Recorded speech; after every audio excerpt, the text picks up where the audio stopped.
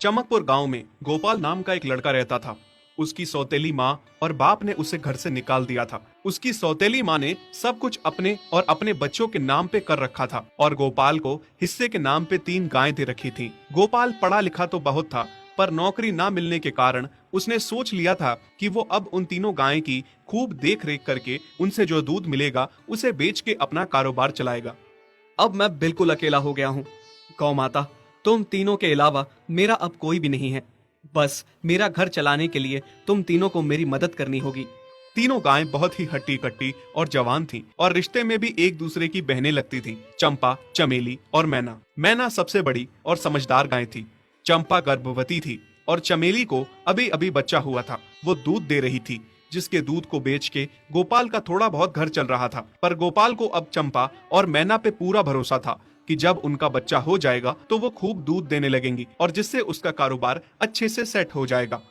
देखा चमेली बहन, हमारे मालिक को कितनी उम्मीदें हैं हम तीनों से।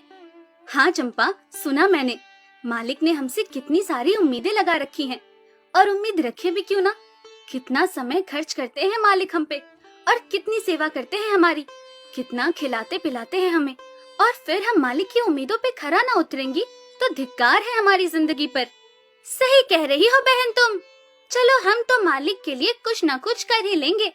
तुमने बच्चा दे दिया है, दूध भी दे रही हो, मैं भी गर्भवती हूँ। थोड़े दिनों में मैं भी बच्चे को जन्म दे दूंगी, फिर दूध भी देने लगूंगी। लेकिन इस मैना दीदी को देखो, हम दोनों से बड़ी हैं, एक बार भी बच्चा ना दे पाई आज तक। क्या इसका फर्ज नहीं बनता मालिक के लिए कुछ? ये तो बड़ी हैं, हमसे ज्यादा इसको मालिक के लिए करना चाहिए था, लेकिन हम छोटी होकर इतना सोच रहे हैं। तुम दोनों ऐसा क्यों कह रही हो? क्या गलत कह रहे हैं हम? सही तो कह रहे हैं। कितने सालों से बांझ पड़ी हो तुम। ऐसा कैसे कह सकती हो तुम? बच्चा देना ना देना मेरे हाथ में थोड़े ना है। मैं भी तो माँ बनना चाहती हूँ ना। मैं भी चाहती हूँ कि दूध दूँ और मालिक को मेरे दूध से कुछ फायदा हो। अरे तुम क्या बच्चा दोगी जो इतने सालों से नहीं दे पाई? तुम ये ख्वाब लेना बंद करो कि तुम बच्चा दोगी और तुम्हारे दूध से मालिक को कोई फायदा होगा।